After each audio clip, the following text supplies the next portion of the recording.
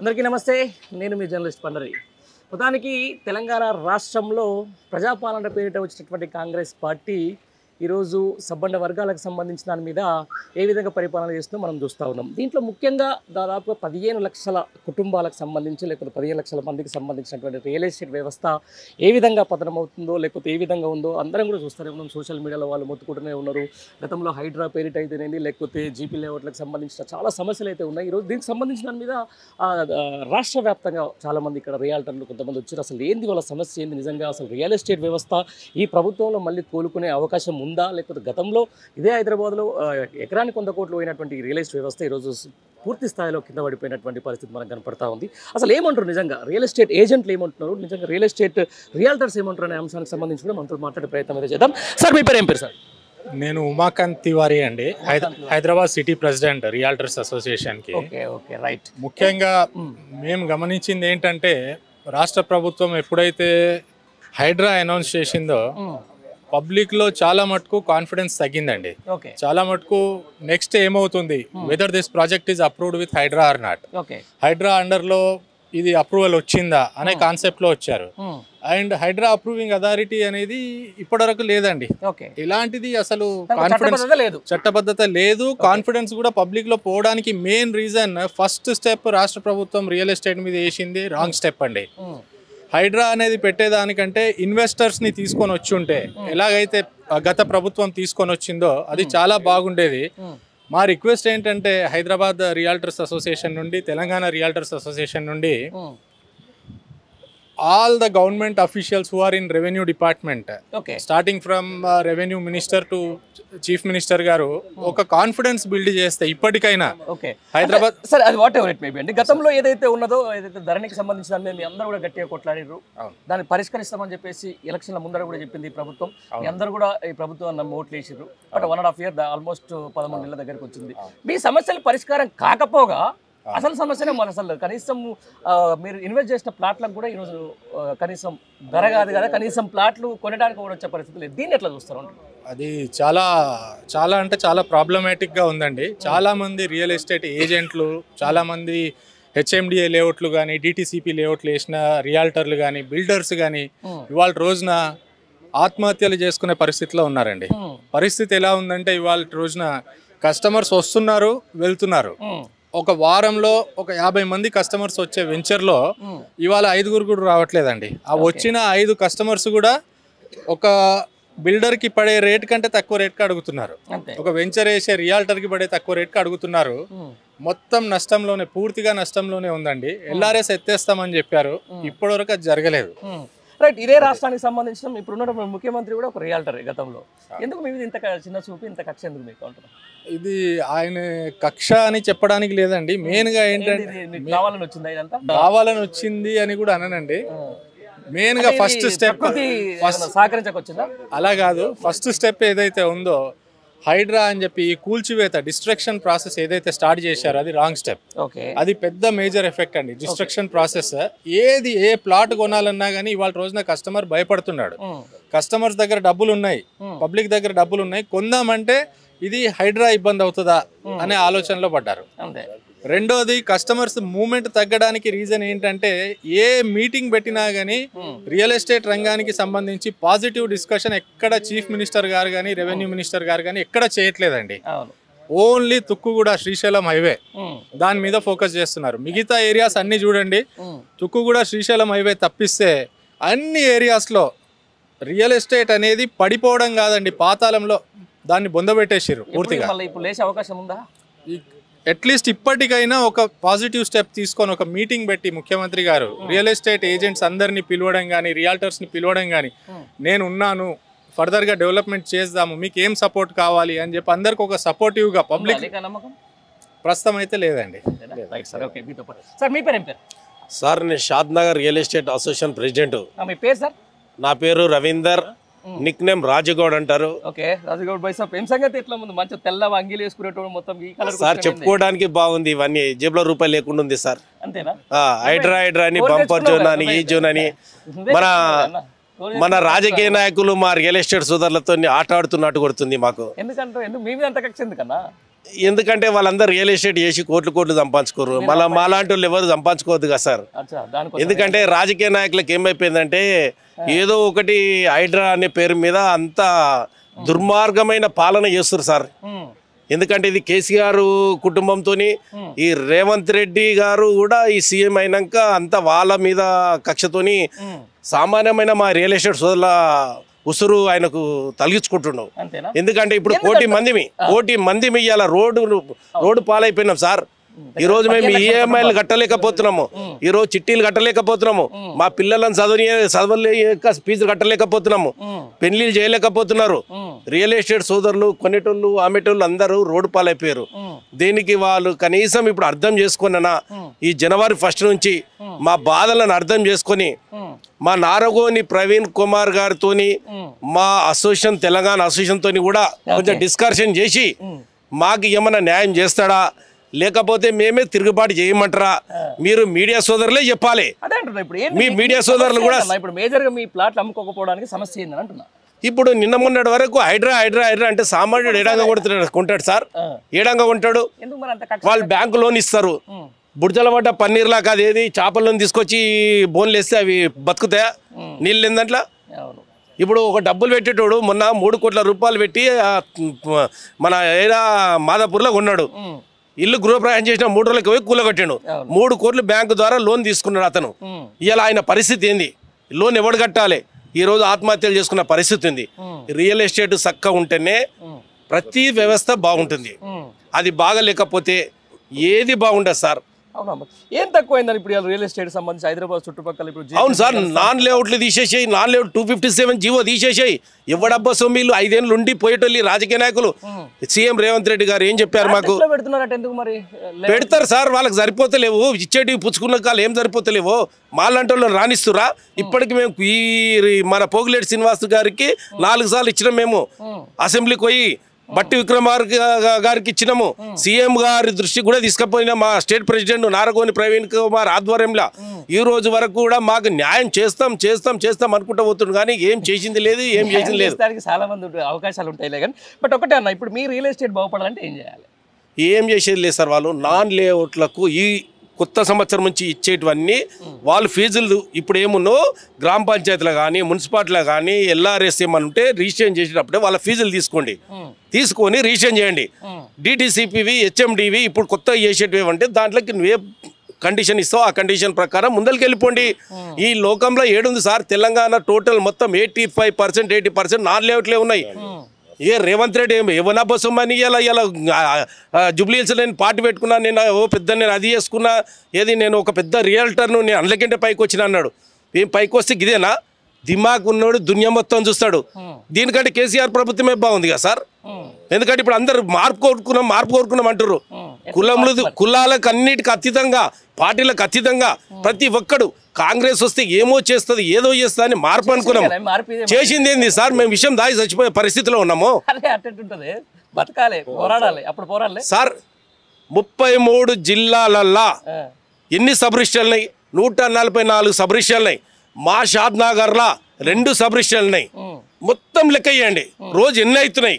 గత ప్రభుత్వం ఉన్నప్పుడు ఎన్ని రిజిస్టర్లు అయినాయి, ఇప్పుడు ఎన్ని రిజిస్టర్లు అవుతున్నాయి? ఒక్కసారి క్యాలిక్యులేషన్ వేసి అతనికి ఇస్తున్న సలహాదారులు కానీ సిఎస్లు కానీ వాళ్ళకు సంబంధించిన ఈ డిపార్ట్మెంట్కి సంబంధించిన వాళ్ళు ఐజీ ఆఫీసర్స్ కానీ డిస్ట్రిక్ట్ సబ్ రిజిస్ట్రార్లు కానీ ఒక్కసారి వాళ్ళంతా వాళ్ళ తెలివితోని ఆలోచనతోని ఎంత నష్టమవుతున్నాం అనేది చూసుకోవాలి సార్. ఇలా ఎల్ఆర్ఎస్ తీసేస్తే 257 తీసేస్తే మధ్యవర్తులు అందరూ కొంటారు, మిడిల్ క్లాస్ వాళ్ళే కొనేటోళ్ళు ఎక్కువ సార్. డిటిసిపి హెచ్ఎండి కొనేటోళ్ళు మామూలు కొనరు, ఎన్ఆర్ఐలు మాత్రమే కొనగలుగుతారు. నాన్ లేఅవుట్ అనేది 10,000 రూపాయల గజం దొరుకుతుంది. ఈ 25 రూపాయలు పెట్టి డిటిసిపిలో కానీ హెచ్ఎండిలో కానీ కొనగలుగుతారా సార్? వాడు బ్యాంకులోని ఇస్తాడు, బ్యాంకులోని ఎవరికి ఇస్తాడు? సామాన్యునికి ఇయ్యాడు. ఎంప్లాయీ కానీ లేకపోతే విఐపీలు కానీ ఎన్ఐఆర్లకు మాత్రమే ఇవ్వగలుగుతాడు. ఇలాంటివన్నీ మామూలుకి ఇవ్వలేని పరిస్థితిలో ఉన్నప్పుడు ఎట్లా కొనగలుగుతాడు సార్? ఇవాళ వాడు పెళ్లి కోసము 1 ఎకరా భూమి ఉంది అంటే అందుకంటే ఒక 2 గుంటలో 1 గుంటనో 200 గజాలు ఎవరికన్నా ఇవ్వాలి అమ్మాలి అనుకుంటే కూడా అమ్మలేని పరిస్థితి సార్. ఇలాంటి తలతిక్క ఈ పనులు ఎందుకు చేస్తారు ఈ రాజకీయ నాయకులు? దేని గురించి చేస్తారు? కాలమే సమాధానం. ఇన్ని రోజులు కేసీఆర్ ఇట్లా అదట్లా ఇదిట్లా అదట్లా కాల దొరల పాలన అన్నారు. ఇవాళ ఏం పాలన అని చెప్పాలి సార్ మేము? మార్పు వస్తే Revanth Reddy sir, CM sir, బట్టి విక్రమార్క సారు, పోగిలేటి శ్రీనివాస్ రెడ్డి సారు, వీళ్ళంతా వీఐపీలు మంచి మంచి రియల్ ఎస్టేట్ చేసారు. మాకేదో బంగారు భవిష్యత్తు ఇస్తారనుకున్నాం, కానీ ఇది మాకేదో విషం దాగి చచ్చిపోయే పరిస్థితి తీసుకొచ్చారు. ఏ ఒక్కడైనా చక్కగా ఉండా సార్? నెక్స్ట్ టైం మాత్రం ఇది ఇట్లా January 1 తర్వాత మా గిట్ట ఒకవేళ వీళ్ళు మాకు న్యాయం చేయకపోతే రియల్ ఎస్టేట్ సోదరులకు ఖచ్చితంగా తిరుగుబాటు చేయాల్సి వస్తుంది సార్. అంతే సార్, బరాబర్ చెప్తున్నా సార్. ఇది ఏమని అనుకోని జై తెలంగాణ, జై నారగోని ప్రవీణ్ కుమార్ ఆధ్వర్యంలో మేమందరం రెడీ ఉంటాం సార్. 1 కోటి మంది మీ మీడియా సోదరులకు కూడా ఒక విన్నపం, ప్రతి ఛానళ్ళకు విన్నపం సార్. మా గురించి మంచిగా రాయండి, చెడుగా రాయకండి, న్యాయం రాయండి, ధర్మం రాయండి. ఎందుకంటే సార్ ఇది నా ఒక్కని పరిస్థితి కాదు సార్, అందరికి వచ్చింది, ప్రతి విఐపీలకు వచ్చింది, ప్రతి డిపార్ట్మెంట్లకు ఉంది బాధ. ప్రతి పోలీస్ ఆఫీసర్లు ఏడుస్తున్నారు మాతో ఎంతో మంది తెలుసా. నాన్ లేఅవుట్లు కొని బాధపడుతున్నాం సార్ అని. పోలీసులు కూడా మీకు ఉదాహరణ కాయిదాలు తెచ్చిస్తా. అమ్ము అంటే ఏం అమ్ముదాం సార్? నాన్ లేఅవుట్లు ఉన్నారు, మేము తీసుకోవట్లేమండి, వాళ్ళు బాధపడుతున్నారు. ఇలాంటి ముందల కాకుండా సరే ఆ సీఎం గారికి అన్నీ తెలిసినోడు, మేము చెప్పేటంత అనుభవం కూడా లేదు. మా బాధను ఆవేశం మేము వినయించుకుంటాం. మీడియా సోదరులతో అవకాశం వచ్చింది కాబట్టి దీనికి మీరు మీడియా సోదరులు మాకు సపోర్ట్ చేసి యథాతథిగా ఇంతకుముందున్న ధరణిని ఇప్పుడు అందులో కొన్ని లోపాలు ఉండే అవి మీరు ఏదో మంచి చేస్తామన్నారు. ఏదో భూభారత్ ఎవరో మాకు తెలియదు, భూభాగవతం అని పెట్టినట్టే బాగుంటుండేమో. వాళ్ళు ఏం చేసారు? ఇంతకు ముందు వాళ్ళు ధరణి అని పెట్టారు, ఆ ధరణి బదులు దొరలు అని పెట్టేది ఉండే, కానీ అది ఉల్టా అయిపోయింది. అది ఈ భూభారతి ఎవరో మాకు తెలియదు. భూమాత అంటే అప్పుడు మీ తల్లి అనేటోళ్ళు అంటుంటారు సార్. భూమాత అని పెడితే భూతల్లికి మేము సేవ చేసుకున్నట్టు ఉంటుంది. ఆ భూతల్లితానికి పెట్టలేం సార్, ఆ భూతల్లితోనే బతుకుతున్నాం సార్. అన్నం తిన్న దాంతోనే, పైసలు సంపాదించే దాంతోనే. ఇప్పుడు రియల్ ఎస్టేట్ వాళ్ళు అంతా ఆగమైపోతున్నారు. దానికి న్యాయం చేయండి. ఈ నాన్ లేఅవుట్లు తీసేసి ప్రతి సబ్ రిజిస్టర్ ఆఫీస్లో ప్రైవేట్ లో లేకుండా సొంతం జాబులకు వాళ్ళకి అపాయింట్మెంట్ చేయండి, లంచాలు తగ్గుతాయి.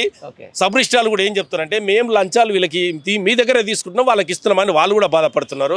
సొంతం బిల్డింగ్లు కూడా అయ్యేటట్టు ప్రయత్నం చేయండి.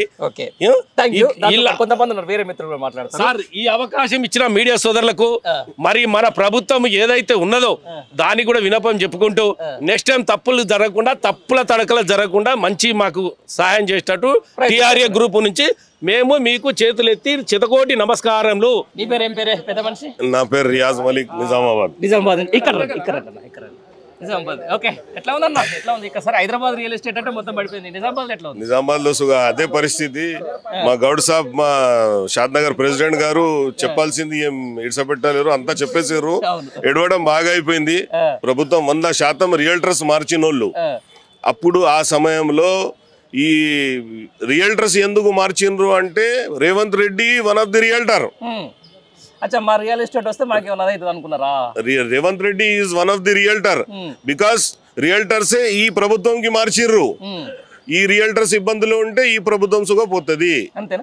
వచ్చాయి సార్. ప్రాబ్లం ఏమంటే ఇప్పుడు ఇది పెద్ద ప్రోడక్ట్. ఒక ప్లాట్ అమ్మాలన్నా, ఇల్లు కొనాలన్నా లక్షలది, 10 లక్షలు, 20 లక్షలు, 30 లక్షలు. ఒక ప్లాట్ అంటే 10-20 లక్షల అమౌంట్ ఉంటది. చిన్న వస్తువు కాదు. 5,000 10,000 ఒకడు కొనకపోతే ఒకడు కొంటాడని. అయితే ఒక్క ప్లాట్ కానీ ఒక్క ఇల్లు కానీ దాంట్లో ఒక మనిషి మన పట్టుబడి పెట్టాలంటే వాడు జీవితం అంతా పని చేసింది ఇన్వెస్ట్మెంట్ వచ్చేసి అలా పెడతాడు. ఇప్పుడు దాంట్లో ఇబ్బందులు వచ్చేస్తున్నాయి. హైడ్రా ద్వారా కానీ దాని ద్వారా కానీ పల్లగొట్టేస్తున్నారు. నాన్ లేఅవుట్ అని ఇది ఇల్లీగల్ ప్లాట్. మీరే చేసిన రిజిస్ట్రేషన్స్కి, మీరు చేసిన డాక్యుమెంట్స్కి ఇల్లీగల్ అని చెప్పేస్తున్నారు. ఇప్పుడు లక్షలు కష్టపడి సంపాదించిన బయట దేశంలో పెళ్ళం భార్య పిల్లలకు ఇరుసపెట్టి పోయి అక్కడ 7 సముద్రాల తర్వాత పోయి ఆడ పని చేసి సంపాదించి పైసలు ఈడ ప్లాట్ ఉంటే మీ ప్రభుత్వం అంటది ఇది ఇల్లీగల్ ప్లాట్. మీరే రిజిస్ట్రేషన్ చేసారు, మీరే అంతా చేసుకున్నారు, మీరు స్టాంపులు కొట్టారు, ఫోటోలు తీసుకారు, ఇల్లీగల్ ప్లాట్ అని చెప్తారు. ఇప్పుడు మంది భయపడారా? ప్రతి ఒక్కళ్ళ దగ్గర అమౌంట్ ఉన్నది, ప్లాట్ కొనడానికి రెడీ ఉన్నారు, కానీ ఈ భయం వల్ల కొంటలేరు. ఇది వాస్తవం. ఈ భయం గవర్నమెంట్ పెడుతుంది. టిఆర్ఎస్ గవర్నమెంట్ పెట్టింది. టిఆర్ఎస్ తర్వాత మేమేమో ఏమనుకున్నామంటే మా రియల్టర్ కదా, మా అన్న రేవంత్ అన్న రియల్టరే కదా, మా పెద్ద అన్న దొరాస్తాడు, దాని తర్వాత మేము కోట్లు సంపాదిస్తాం, లక్షలు సంపాదిస్తాం, మాకు దందా మంచిగా అయిపోతే అనుకున్నాం. కానీ అన్న వచ్చి మొత్తం ఇంకా ఎందుకు బాధ పెడుతుండో ఏమో అర్థం అయితలేదు. అయితే ఇప్పుడు మంది అంతా భయపడుతురు. ఇప్పుడు నాన్ లేఅవుట్ ప్లాట్ మా అన్న చెప్పినట్ల 85% తెలంగాణలో నాన్ లేఅవుటే. మా జిల్లా నిజామాబాద్, బోధన్, ఆర్మూర్, కామారెడ్డి దాదాపు ఒక 40% లేఅవుట్ ఉంటుంది, 60% నాన్ లేఅవుట్ ఉంటుంది. నాన్ లేఅవుట్ భూములు ఏం దొంగలించిన భూముల మీరు రిజిస్ట్రేషన్ చేస్తున్నారు కదా, సర్వే నెంబర్ చూస్తున్నారు, ప్లాట్ చూస్తున్నారు, అన్ని చూసి రిజిస్ట్రేషన్ చేసినాక మీరు ఇల్లీగల్ అంటే ఇప్పుడు కస్టమర్స్ భయపడరా? భయపడి ఎందుకు పెట్టుబడి పెడతారు?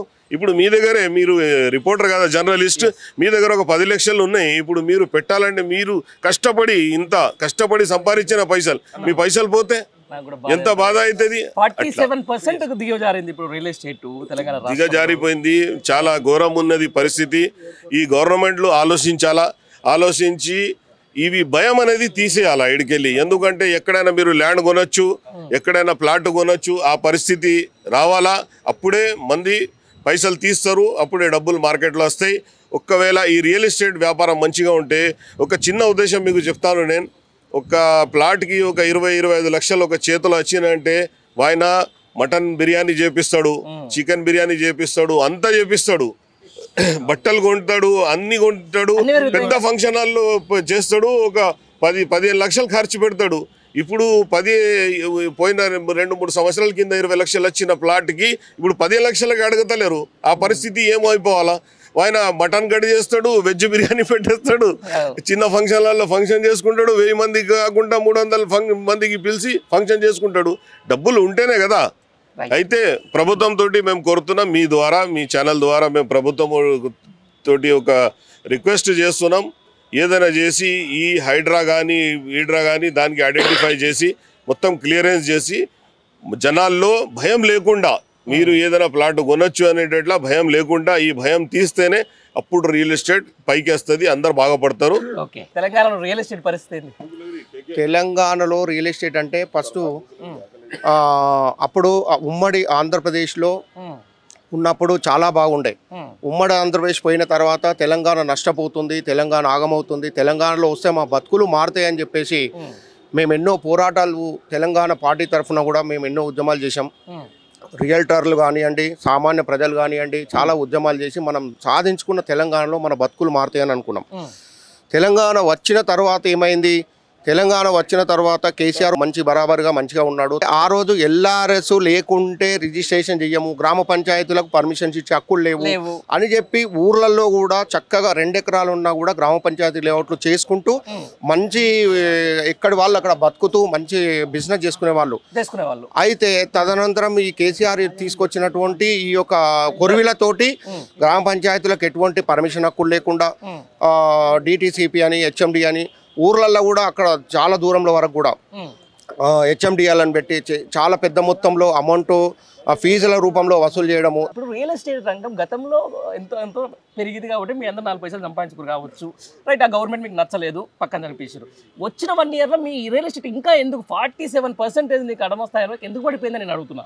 దానికోసం వేరు చెప్తా ఉన్నారు మీరు. అయితే విషయం ఏంటంటే ఇది కావాలని రాష్ట్రానికి వచ్చిందా సమస్య? ప్రభుత్వాలు తెచ్చినాయా లేకపోతే మీ అదృష్టం బాగలేదా? ప్రభుత్వాలు తెచ్చినాయి ఇవన్నీ. వాళ్ళంతా కూడా వాళ్ళ ఆలోచన కరెక్ట్ లేకుండా మా మీద రుద్ది ఈ రియల్ ఎస్టేట్ వ్యాపారాలు లేకుండా చేశారు. ఈరోజు ఒక పెళ్లి చేద్దామన్నా, అతను సొంత ప్లాట్ అమ్ముకుందామన్నా కూడా ఇవాళ అమ్మలేని పరిస్థితి ఉంది, కొనలేని పరిస్థితి ఉంది. ప్రభుత్వం చేస్తున్నటువంటి అన్ని భయాందోళనలు సృష్టిస్తున్నారు. ప్రభుత్వం అనేది ప్రజలకు భరోసా ఇవ్వాలి. రియల్ ఎస్టేట్ వ్యాపారులకు ప్రతి ఒక్కటి ప్రభుత్వం చేసేది భరోసా కల్పించాలి. ఈ భరోసా అనే వాయిసే లేదు వాళ్ళ దగ్గర. భరోసా అనే కల్పించకుండా చేస్తున్నారు. ఇదంతా ఎక్కడ పోతుందో, ఏం జరుగుతుందో అనే విధంగానే అందరూ భయాందోళనకు ఉన్నారు. ఇప్పుడు ఈ రోజు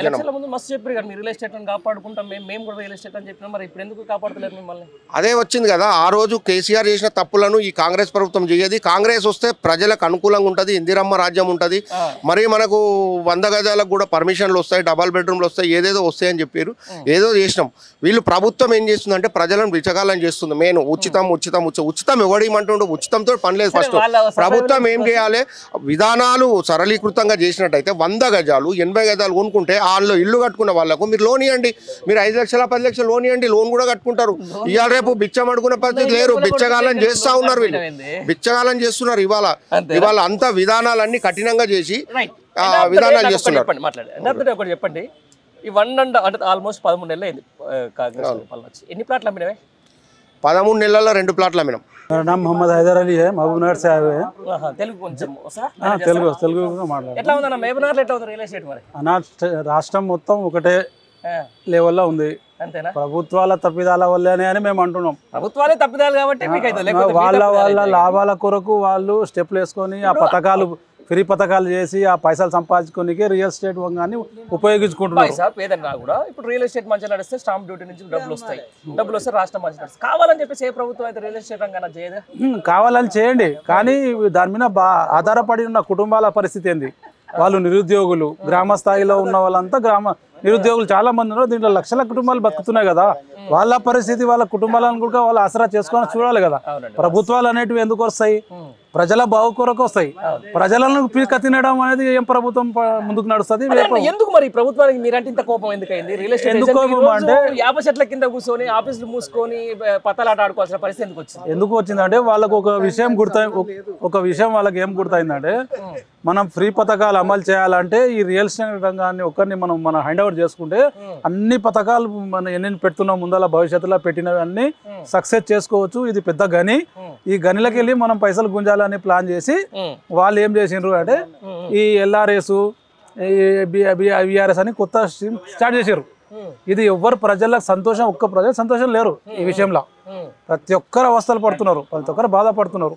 కాబట్టి మా ప్రభుత్వానికి ఒకటే విన్నవించుకుంటున్నాం, సామాన్య ప్రజల పరిస్థితిని గమనించి వాళ్ళ కుటుంబాలు బాగుపడాలని ఆలోచించి నిర్ణయాలు తీసుకొని ఈ LRS గ్రామ పంచాయతీ లేఅవుట్లు ఏవైతే ఓపెన్ చేస్తే ఆటోమేటిక్గా రియల్ ఎస్టేట్ అనేది పుచ్చుకుంటుంది, ప్రభుత్వానికి ఖజానా అందుతుంది, ప్రజలంతా సస్యశ్యామలంగా ఉంటారు అని మా యొక్క విన్నపం. అంటే ఎందుకు అంటారన్న మరి గతంలో మంచి రియల్ ఎస్టేట్ నేను చూసినా కదా, మా ఫ్రెండ్స్ కూడా చాలా మంది మంచి మంచి ఉద్యోగాలు పెట్టుకుని రియల్ ఎస్టేట్ చేసుకున్నారు. ఇలా ఓ ఇల్లు కొనుక్కున్నారు, ఒక కాలు కొనుక్కున్నారు. ఈ 1 ఇయర్లో మాత్రం చాలా సఫర్ అవుతున్నాం. మమ్మల్ని ఎప్పుడు మేము అడిగితే ఒక 5 రూపాయలు 10 రూపాయలు అడిగితే మాకు ఇచ్చేటోడు. ఇప్పుడు మాకే ఫోన్ చేశారు, ఎవరు ఉంటుంది చూడరా, ఎవరు ఉంటుంది చూడరా. ఎందుకు వచ్చిందంటే ఇది ఎందుకు వచ్చిందంటే గ్రామస్థ ఏదైనా సరే సంస్థల పైసా రావాలంటే కింది నుంచి రావాలి. ఇప్పుడు గ్రామ పంచాయతీ లేఅవుట్ ఓపెన్ చేయండి, మీకు ఆటోమేటిక్గా ఖజానా నిండుతుంది, గవర్నమెంట్ కోసం. దీంట్లో వాళ్ళు ఏమో గూఢార్థం ఉంది ఆలోచన చేసి పెట్టుకున్నారు. వాళ్ళ గూఢార్థం ఏముంటుంది అంటే ప్రభుత్వమే చేయాలనుకున్నది ఏమో రియల్ ఎస్టేట్. ఒకవేళ ప్రభుత్వం చేయాలనుకుంటే మళ్ళీ ఇంతమంది లక్షల మంది ఉన్నారు, నిరుద్యోగులు ఉన్నారు, వాళ్ళకి ఏదైనా ఒకటి కల్పించండి. మరి వాళ్ళకు కూడా అది కూడా ఆలోచన చేయాలి కదా.